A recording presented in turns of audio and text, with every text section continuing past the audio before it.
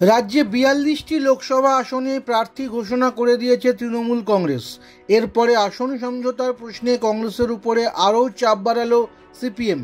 অনির্দিষ্টকাল অপেক্ষা না করে কাল বুধবার বামফ্রন্টের তরফে আসন সংক্রান্ত প্রাথমিক ঘোষণার পরিকল্পনা নিল তারা।